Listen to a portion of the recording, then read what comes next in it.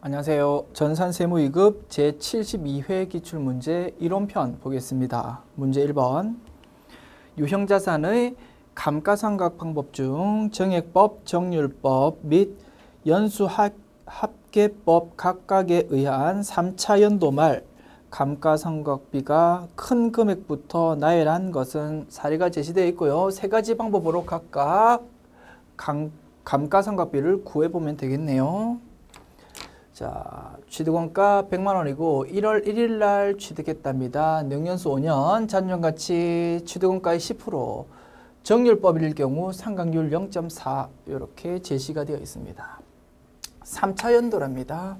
자, 먼저 정액법 구해볼까요? 정액법. 뭐 1번이라고 번호를 매기지 말고 그냥 이렇게 동그라미 표시할게요. 정액법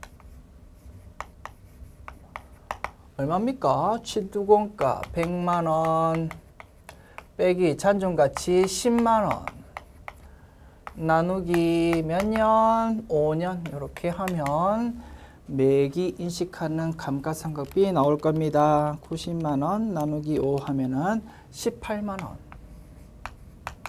3차 연도에 인식해야 되는 감가상각비 18만 원. 정률법 구해봅시다. 자, 1차 연도, 요 아래 적을게요. 1차 연도, 2차 연도, 3차 연도 이렇게 구해보면 되겠습니다. 1차 연도 100만원 마이너스 0이다. 그죠? 첫 번째 해당 연도에는 기초 감가상각계획 0입니다. 곱하기 0.4 40만원 나오고요. 두 번째 연도에는 100만원 빼기 40만원 곱하기 0.4 그러면 64, 24, 224만원 나올 거고요.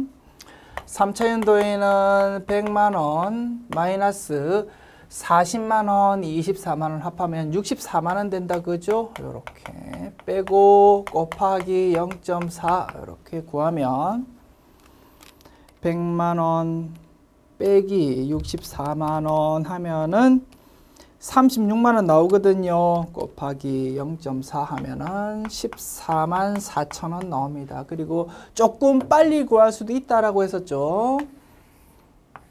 자, 첫 번째 연도에서 두 번째 연도의 감가상각비 바로 구할 수 있다라고 했습니다. 곱하기 1 마이너스 상각률 0.4 하면은 0.6이다. 그죠? 그래서 40만원 곱하기 0.6 하면 바로 24만원 구할 수도 있고 곱하기 1 마이너스 0.4 그러면 24만원 곱하기 0.6 24만원 곱하기 0.6 하면은 14만 4천원 이렇게 구할 수도 있다. 이런 산식을 알면 조금 더 빨리 편리하게 구할 수도 있겠네요. 어쨌든 3차 연도 인식해야 되는 감가상각비는 14만 4천원. 그 다음 연수합계법입니다. 자, 취득원가 100만원 빼기 잔존가치 10만원 90만원 가지고 이제 감가상각비 해야 됩니다. 5년 동안. 그지? 자, 요거 매년 인식해야 되는 감가상각비를 구함에 있어서 분모는 뭐가 된다고요? 1 플러스 3, 1 플러스 2 플러스 3 플러스 4 플러스 5 이렇게 합한 거가 분모가 된다고 했습니다. 1 플러스 2 플러스 3은 6, 거기서 4를 더하면 10, 거기서 5를 더하면 15, 분모는 15가 됩니다. 첫 번째 연도에는 분자를 5로 하고 두 번째는 4, 그 다음 3 이렇게 나간다. 그죠? 세 번째 연도니까 3 이렇게 구할 겁니다. 그러면 90만원 곱하기 15분의 3 하면은 얼마입니까?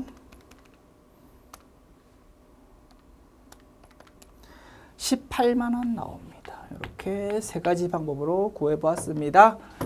18만원, 노란색으로 표시할까요? 노란색으로 18만원, 14만 4천원, 18만원 이렇게 되네요. 그러면 정액법, 연수합계법은 똑같고 정률법은 제일 작다. 뭐 이렇게 크기를 정할 수 있겠네요. 그러면 연수합계법, 정액법은 똑같고 정률법은 그거보다 작다. 4번이 정답이 되겠다. 됐죠? 지웁니다.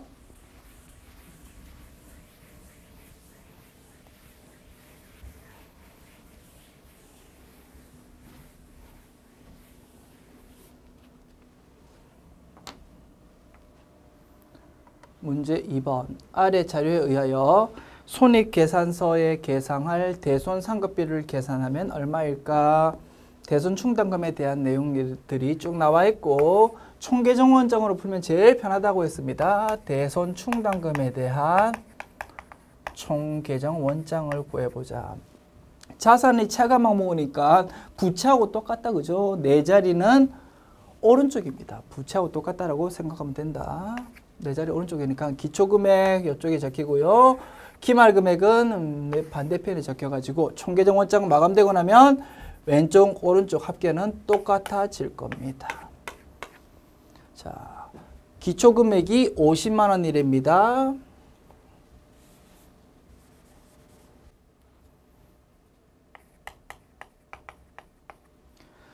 (7월 15일에) 매출채권 회수 불능으로 대손 처리했답니다. 70만 원. 그럼 회계 처리 어떻게 합니까? 대변의 매출채권, 뭐 예를 들어서 외상 매출금 계정 과목이라고 봅시다. 그러면 대변의 외상 매출금 70만 원 기록하고, 차변은요, 대손 충당금 있으면 그거 먼저 기록하고, 부족하면은 대손 상각비 이렇게 인식한다고 했습니다. 그러면 차변의 대손 충당금 50만 원 기록할 겁니다. 그리고 부족한 20만 원은 대손 상각비로 기록할 겁니다.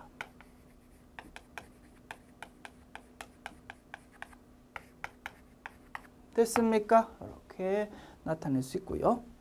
그 다음 9월 30일에 당기 이전에 대손 처리했던 매출채권이 현금으로 회수되었답니다. 100만 원. 어우, 생각지도 않게 돈 100만 원 들어왔습니다. 차변에 현금 100만 원. 대변은요, 무조건 대손 충당금으로 기록하자라고 했습니다. 그래서 대변에 대손 충당금 100만 원 이렇게 기록될 겁니다. 그 다음 기말 매출채권 잔액이 1억 원이고요. 회사는 2% 보증법으로 설정한답니다. 그러면 기말 대손 충당금 금액 얼마 돼야 된다고요? 1억 곱하기 2% 200만 원이 되어야 됩니다. 기말 재무상태표상 기록되는 금액은 여기에 돼야 된다. 목표치다. 그러면 여기에 기록돼야 되는, 이번에 추가 설정해야 되는 대손충당금 금액 계산할 수 있겠다. 그죠? 빈값 채우기입니다. 왼쪽 합계 250만 원이고 오른쪽 합계 250만 원이니까 대손충당금 추가 설정 금액은 250만 원 빼기 150만 원 되고요. 그러면 이게 100만 원 될 겁니다. 회계처리 어떻게 되는 거라고요? 차변의 대손 상각비 100만 원, 대변의 대손 충당금 100만 원 이렇게 회계처리 되는 겁니다.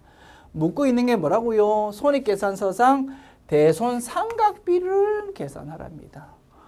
요 7월 15일 거래에서 차변의 대손 상각비 20만 원 기록됐고요. 요 거래 회계 처리할 때 차변의 대손 상각비 100만 원 인식될 겁니다. 그러면 토탈 대손 상각비는 100만 원 플러스 20만 원, 120만 원이 될 것이다. 됐습니까? 정답은 1번. 지울게요.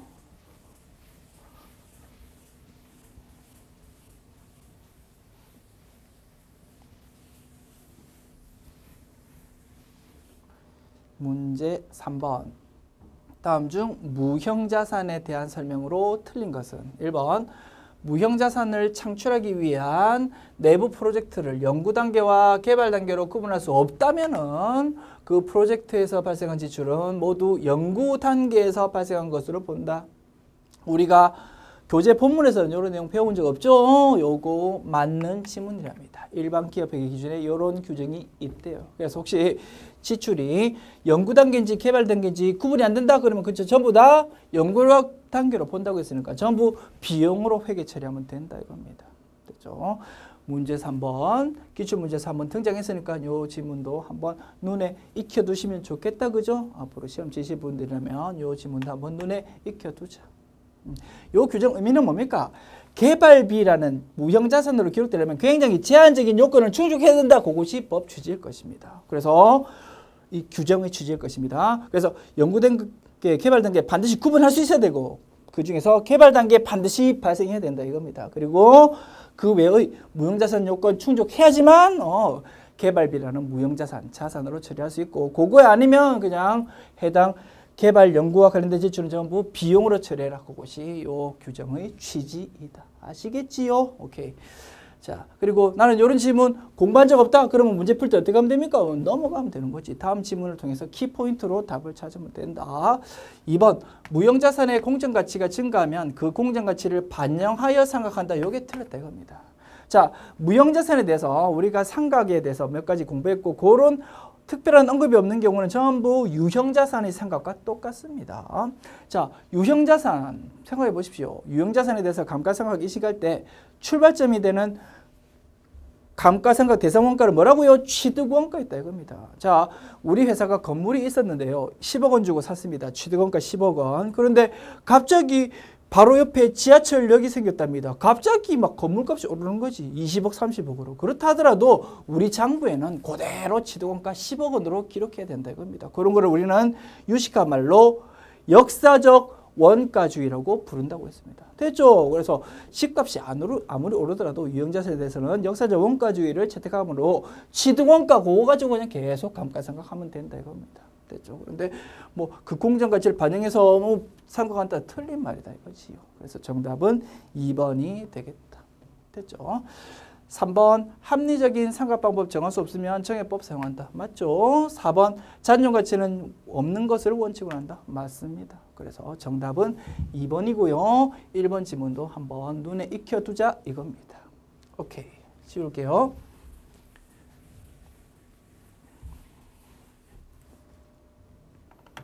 문제 4번. 다음 중 자본에 대한 설명으로 잘못된 것은 자본은 기업의 자산에서 모든 부채를 차감한 후의 잔여 지분을 나타낸다. 1번 질문 맞고요. 2번 자본금은 법정 납입 자본금으로서 발행 주식수의 액면가액을 곱한 금액을 말한다. 맞지요? 1번, 2번 질문 맞고요. 모범 정답을 보면 3번, 4번이 모두 정답으로 인정이 되고 있습니다.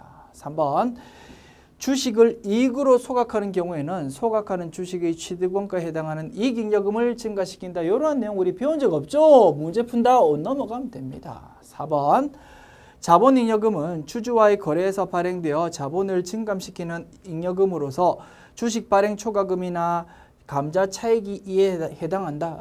전체적으로는 맞는 지문으로 보이는데요. 단어 하나 때문에 틀린 지문이랍니다. 증감, 요 말 때문에. 자본잉여금은 주주와의 자본거래에서 자본을 증가시키는 잉여금이다. 그죠? 그런데 증감이라는 단어를 써서 4번 지문이 틀렸답니다. 그리고 3번 지문 요런 내용도요. 일반 기업회계 기준에 있긴 있는데 요게 맞는 지문이 되려면 증가가 아니고 감소가 되어야 된답니다. 그래서 3번과 4번이 정답으로 인정되었고 1번, 2번 지문이 맞는 거 확실히 우리가 판단할 수 있다. 그죠? 그럴 경우 뭐 답 찾는 거에서 큰 문제는 없었을 것으로 생각됩니다. 그리고 3번 지문 앞으로 공부하실 분들이라고요. 이런 지문 다시 나올 가능성 없습니다. 그냥 무시하시고 나머지 지문에 대해서만 정확하게 판단하실 수 있으면 됩니다. 이렇게 정리하기로 하고 참고로 요 3번 지문이 등장했으니까 한번 설명은 드려볼게요. 가벼운 마음을 한번 듣고 뭐 잊어버리셔도 됩니다. 참고로 설명드립니다.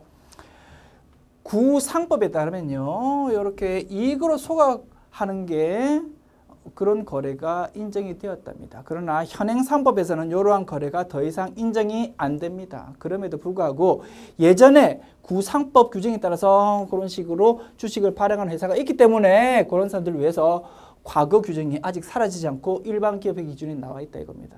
그런 거 이런 거래 더 이상 강조합니다. 현행상법으로는 인정 안 된다고. 그러면 실무에서 쓰임새가 있다 없다? 없다고. 시험에 나오면 된다 안 된다? 안 된다고. 이렇게 정리할 수 있고 그 해당 상법 규정은 참고로 소개시켜 드릴게요. 상법 제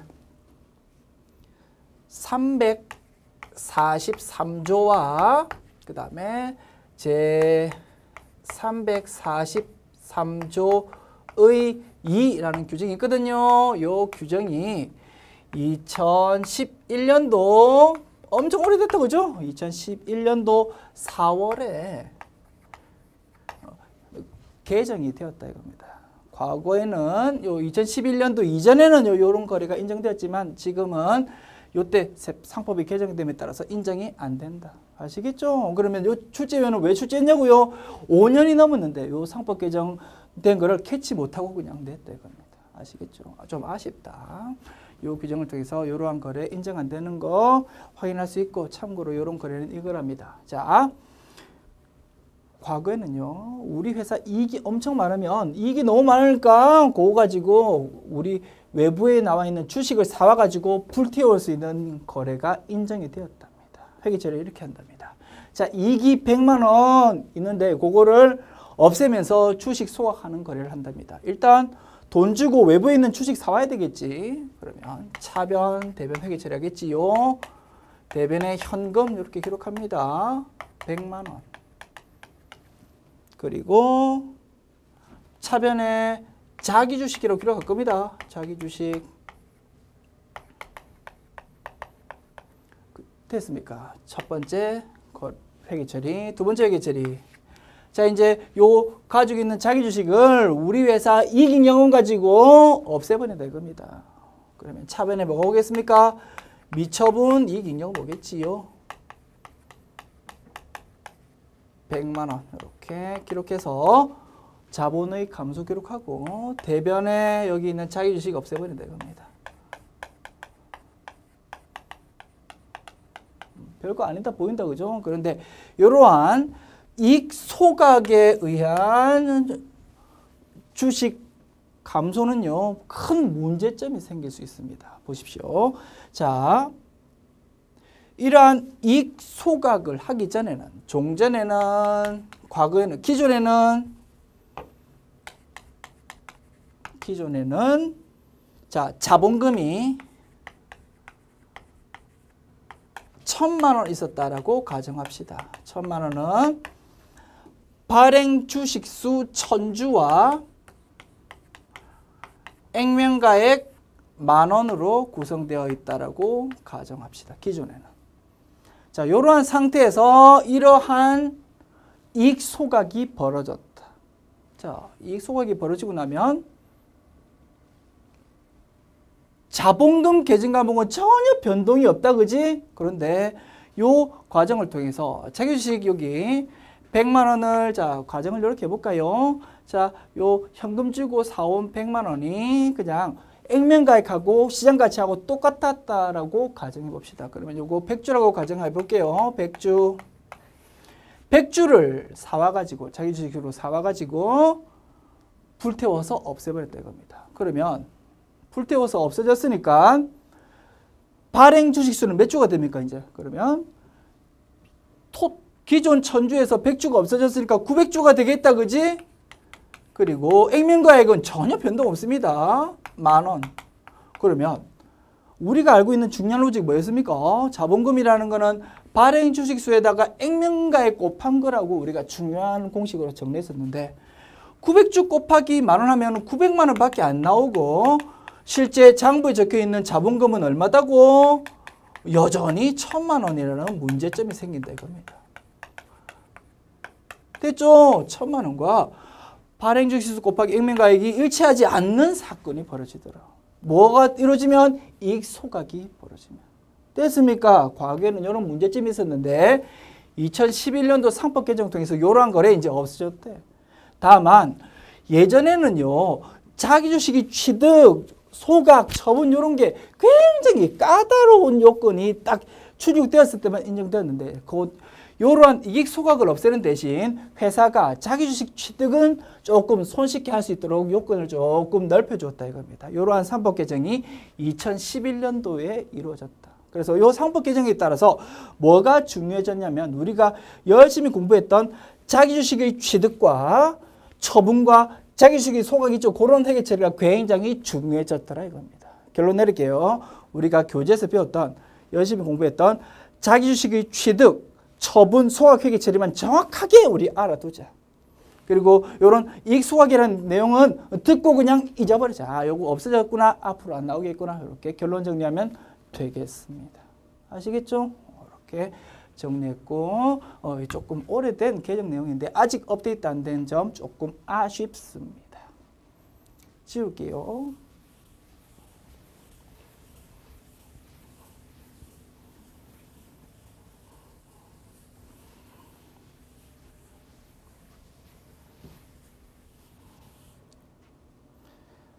문제 5번. 다음 중 충당 부채로 인식할 수 있는 요건이 아닌 것은? 충당 부채는 뭡니까? 그 시기와 금액이 불확실하지만 그런 점이 있지만 일정한 요건 충족하면 장부에 부채로 기록하자라는 개념이 충당 부채다. 그죠? 그 요건이 문제로 나온 겁니다. 첫 번째, 과거 사건 결과로 현재 의무가 있어야 된다. 부채니까 당연히 요 요건 충족해야 된다. 두 번째, 해당 의무 이행하기 위해서 자원이 유출될 가능성이 매우 높아야 된다라고 배웠다. 그죠? 그래서 매우라는 단어를 추가하면 좋겠습니다. 요거 요건 맞을 거다. 그 다음에 세 번째, 해당 의무 이행에 소요되는 금액을 신뢰성 있게 추정할 수 있어야 된다고 했습니다. 그죠? 요 세 가지 요건 충족하면은 비록 시기 또는 금액의 불확실성이 있다 하더라도 부채로 기록하자 이겁니다. 그래서 정답은 3번이 되겠지. 시기 금액을 확실히 추정할 수 있어야 된다. 이런 요건은 없었다. 됐죠. 이렇게 정답 확인할 수 있고 참고로 우리 모범 정답을 보면요. 2번도 뭐 정답으로 인정되는 걸로 발표가 되었습니다. 그 이유는 요 매우라는 단어가 빠져 있고 우리 일반 기업의 기준에 보면은 뭐 경제적 효익이 내재된 뭐 이러한 문구가 없답니다. 그래서 뭐 2번도 정답이 인정됐는데요. 별로 썩 좋지 않은 모범 정답 같고 우리 공부할 때는 이렇게 정리하면 되겠다. 그죠? 우리 교재에서 공부한 대로 해당 의무 이행하기 위해서 경제적 효익이 내재된 이런 단어는 그냥 없애버리고 제 보기에는 썩 틀린 문구도 아닌 것 같은데 그지? 일단 지우고 이렇게 정리하면 되겠습니다. 당해 의무를 이행하기 위해서 자본이 유출될 가능성이 매우 높다. 뭐 이렇게 그러겠다. 우리가 알고 있는 규정으로 고쳐서 이 문제를 연습하시면 좋을 것 같습니다. 오케이. 지울게요.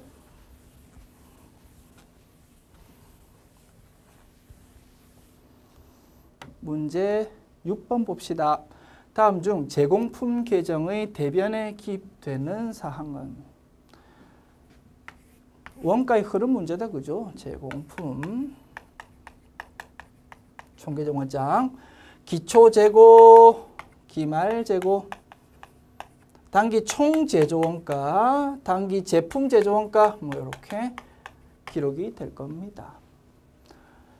제공품 정기월액 기초재고를 말한다. 그지? 차변에 오고요. 단기 제품 제조원가 대변에 오죠. 2번이 정답. 원재료비 사용액, 제조관제비 배부액 이런 것들은 전부 단기 총제조원가에 집계된다. 그죠? 차변이라고 볼 수 있겠습니다. 정답은 2번. 지웁니다. 문제 7번. 주식회사 세무의 단기 발생한 제조원가와 관련된 자료는 다음과 같다. 단기의 제조 간접원가와 기말 제공품 재고액은 얼마인가? 이것도 원가의 흐름에 대한 문제입니다. 제공품에 대한 총계정원장 작성해 봅시다. 직접 재료원가, 직접 노무원가, 제조간접원가 요거 세 개 합한 거를 단기 총제조원가라고 부르는데 그 금액이 제시되어 있습니다. 10,000원. 기초제공품 1,500원. 단기 제품 제조원가 9,000원. 그러면 기말 제공품 금액 바로 구할 수 있겠다. 그죠? 왼쪽 합계 10,000원 플러스 1,500원, 11,500원 마이너스 9,000원 하면은 2,500원이 기말 제공품인 것 알 수 있고요. 자, A, B, C 단계 10,000원이면 요 제조 간접원가는 얼마라고요? 10,000원에서 5,000원과 3,000원 빼면 되겠지. 2,000원이 될 것입니다. 그래서 정답은 2,000원과 2,500원 이렇게 되어 있는 1번이 정답. 지웁니다.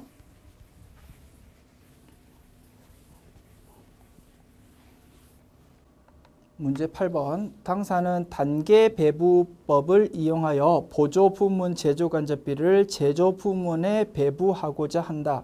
각 부문별 원가 발생액과 보조 부문의 용역 공급이 다음과 같을 경우 수선 부문에서 조립 부문으로 배부될 제조 간접비는 얼마인가? 단 전력 부문부터 배부한다고 가정함.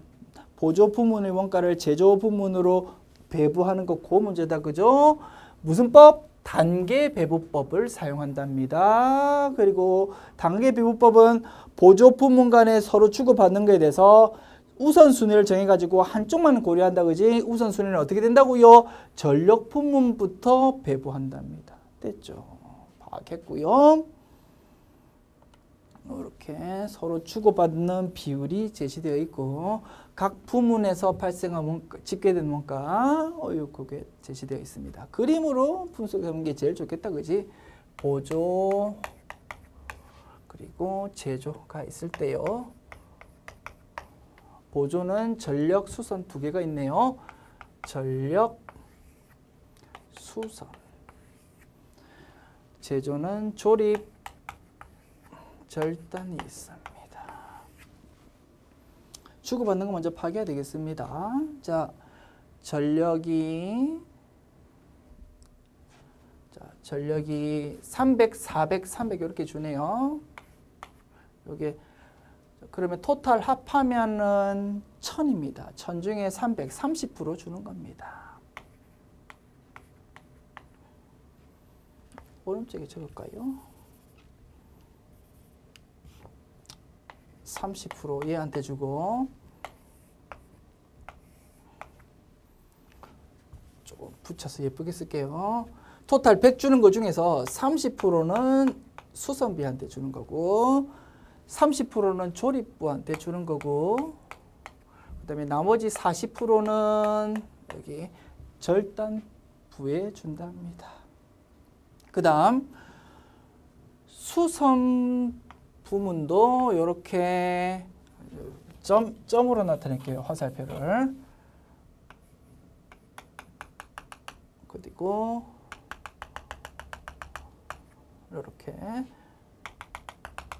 이렇게 줄 건데 40, 50, 10 준답니다.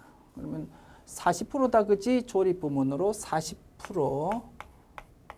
그 다음에 절단 부문으로 50%. 전력 부문에 10% 이렇게 주고 있더라 이겁니다. 그리고 각 부문 간에 집계된 원가는 전력이 30만 원, 수선이 45만 원, 그 다음 조립이 60만 원, 절단이 50만 원 이렇게 집계가 되어 있었답니다.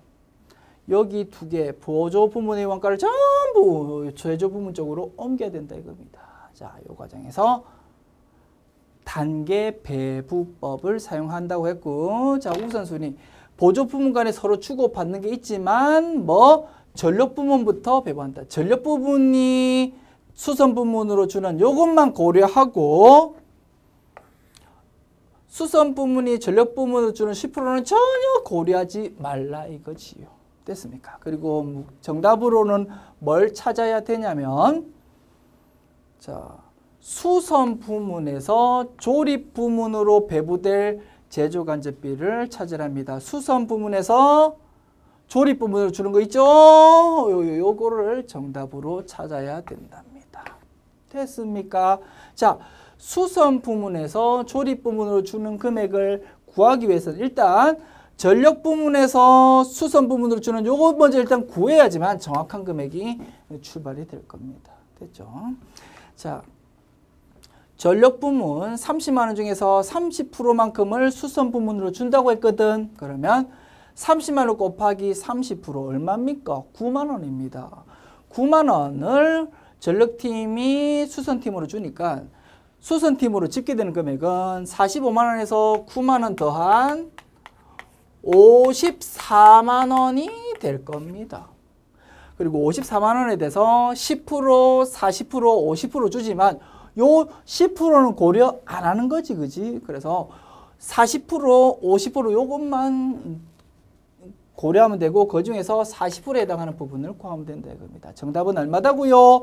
54만 원에 대해서 40% 50% 더하면은 90%다 그지? 90% 중에서 40%에 해당하는 부분을 구해야 되니까 이렇게 구하면 정답이 톡 튀어나오겠습니다.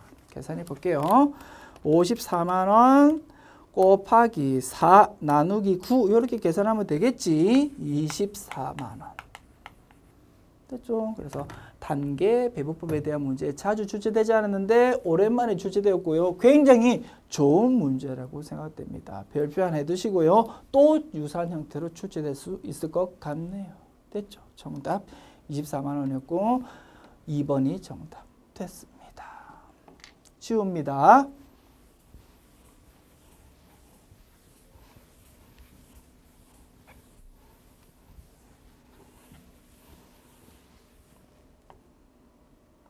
문제 9번.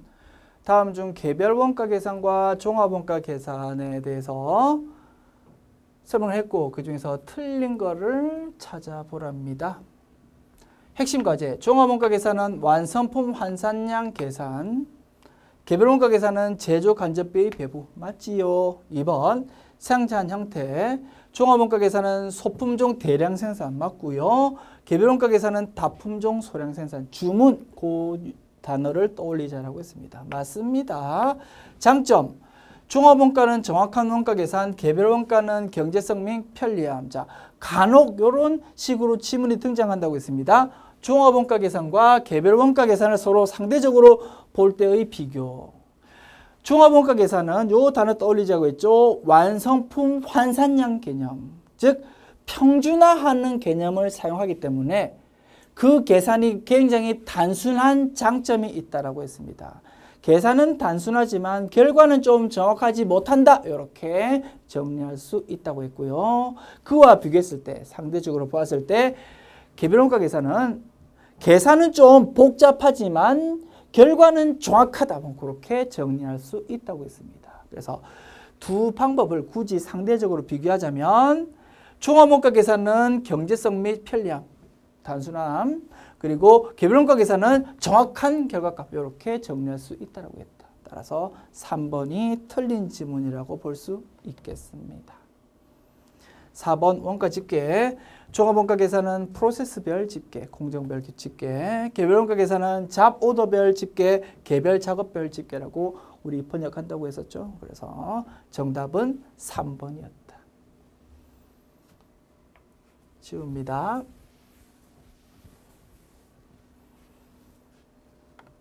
문제 10번.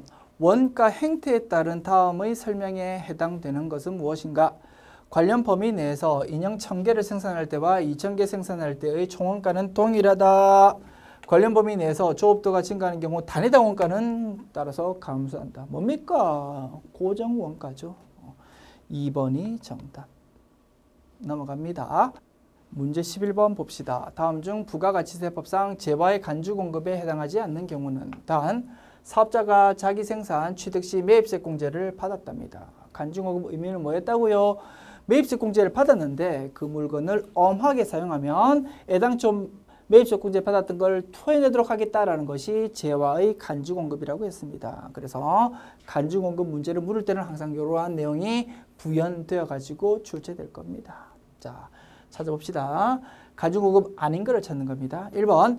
면세사업을 위해서 직접 사용 또는 소비하는 경우 면세사업을 위해서 쓸 물건이라면 애당초부터 매입세 공제 받으면 안 되는데 매입세 공제 받았었다 이겁니다. 그러면 면세사업에 쓰는 순간 애당초 매입세 공제를 받았던 거를 다 토해내도록 해야 되겠다. 맞죠? 그래서 간주공급 중에서 면세 전형에 해당한다. 2번. 고객에게 무상으로 공급하는 경우 다만 불특정 다수에게 제공하는 광고 선전이 아니다 이겁니다. 그래서 광고 선전 목적의 사용은 불특정 다수에 대한 광고 선전 목적은 정상적인 영업이니까 간주 공급으로 보지 않습니다라는 규정이 있었다고죠. 그것 때문에 과한 내용이 있었고요. 그럼 고객한테 무상으로 공급한다. 고객 입장에서 물건 소비할 거 아닙니까? 그죠? 소비하기 위해서는 반드시 부가세 내야 되는데 아무것도 안 낸다? 안 된다 이겁니다. 따라서 회사 입장에서 매입세 공제 받았던 거 고객한테 주는 순간 토해내야 된다. 그리고 이렇게도 해석할 수 있다고 했습니다. 접대 목적 지출이다라고 가정하면 된다. 자, 우리가 물건 접대 목적으로 쓸 거면 애당초부터 매입세 공제 못 받아야 되는데 매입세 공제 받아놓고 그거 물건 접대 목적으로 쓴다? 그럼 애당초 잘못됐잖아. 그지? 매입세 공제 받았던 거를 토해내야 된다. 이렇게 해석하셔도 될 겁니다. 3번. 개인적 목적으로 사용 소비하는 경우 개인적 목적으로 쓸 거면 당연히 매입세 공제 받으면 안 되는데 회사 이름으로 세금 계산서 받았다가 그거를 개인 목적으로 쓴다 이겁니다. 그러면 애당초 회사 이름으로 매입세 공제 받았던 거 잘못됐잖아. 그지? 토해내야 될 거다. 간주 공급이 적용되고요. 그 중에서 개인적 공급에 해당한다. 그러면 1, 2, 3번이 전부 재화의 간주 공급 맞으니까 4번이 정답이겠네요. 사업을 위해서 대가를 받지 아니하고 다른 사업자에게 인도하거나 양도하는 견본품. 견본품은 회사 영업활동하기 위해서 당연히 필요한 정상적인 지출이니까 견본품은 간주 공급 중에서 사업상 증리 아닙니다라는 규정이 있었다. 그죠? 그 규정 떠올리시면 되겠다. 4번은 정상적인 활동으로서 간주 공급 아니다. 정답 4번입니다.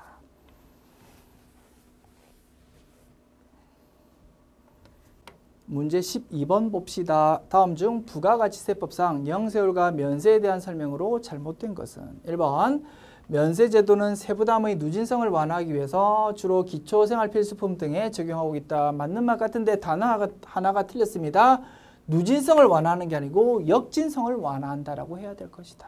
부가가치세법 세율은 10%로 단일 세율이니까 세금이 공평하려면 누진적이어야 된다고 했습니다.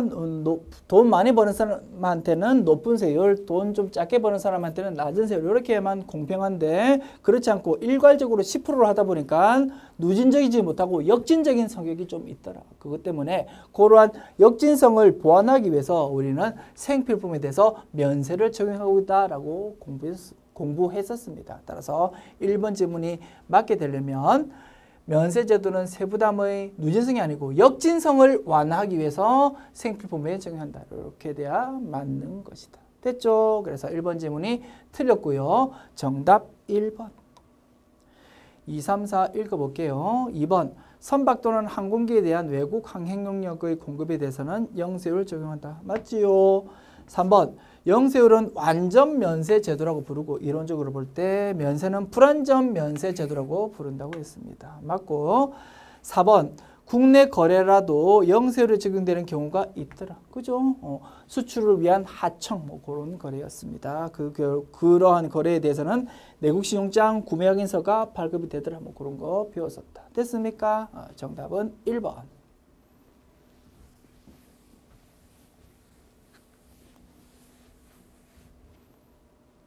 문제 13번. 면세 사업만 영위한 사업자가 부가가치세법상 면세의 포기를 신고한 경우 신고한 날부터 몇 년간 부가가치세 면세를 적용받지 못하는가. 면세 포기하면 3년간 다시 못 돌아온다라고 했었죠. 3년이 정답. 1번 정답. 문제 14번. 소득세법상 다음 자료에 의한 소득만 있는 거주자 김철수의 2017년도 종합소득금액을 계산하면 얼마일까? 기타소득금액, 퇴직소득금액, 양도소득금액, 근로소득금액 제시되어 있습니다.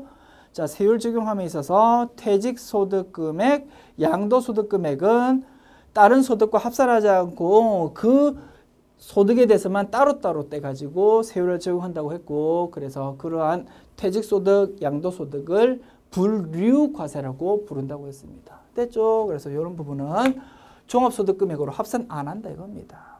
그러면 기타 소득금액과 근로소득금액 이 두 개를 합해야 될 겁니다. 그리고 참고로 기타 소득금액이 300만 원 이하일 경우에는 분리과세 선택할 수 있다라고 했습니다. 그죠? 그래서 금액 한번 확인해 볼게요. 3천만 원. 300만 원 넘어버리니까 요거는 선택할 여지가 없다. 그지? 반드시 종합과세 해야 되니까 종합소득금액에 합산하는 것이 맞다. 그래서 3천만 원, 1,500만 원 합한 4,500만 원이 정답일 것입니다. 3번이 정답.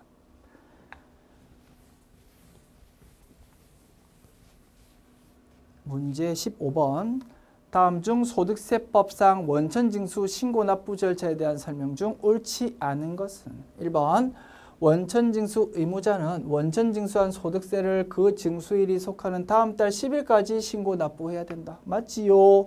2번 반기별 납부 승인받은 소규모 사업자는 해당 반기의 마지막 달의 다음 달 10일까지 원천징수한 세액을 신고 납부할 수 있다. 자, 우리 이런 내용은 배운 적 없는데 문제 풀 때 어떻게 하면 됩니까? 넘어가면 되고요. 참고로 소득세법 규정을 보면 이런 규정이 있답니다. 맞는 내용이다. 규모 작은 소규모 사업자한테는요. 매달마다 말고 6개월 단위로 원천징수 신고할 수 있는 예외가 허용된답니다. 3번 법인세법에 따라서 처분된 배당 상여 기타 소득에 대한 원천징수세액은 반기별 납부에서 제외된다. 너무나 당연한 소리입니다. 자, 법인세법에 따라서 처분된 배당 상여 기타 소득 이런 거 우리가 배운 적이 있다 그죠? 요거를 인정배당, 인정상여, 인정기타 소득이라고 부르고 요 부분 배당소득, 요 부분 근로소득, 요거 기타소득으로 분류된다고 했습니다. 자, 이런 부분들은 언제 금액을 산정할 수 있습니까? 법인세 신고를 위한 세무조정이 이루어져야지만 금액이 산정될 겁니다. 따라서 매달 원천징수 또는 반기별 원천징수 할 때 신고할래야 신고할 수가 없더라 이겁니다. 너무나 당연한 소리고요. 맞는 말이다. 4번 지문 읽어봅시다.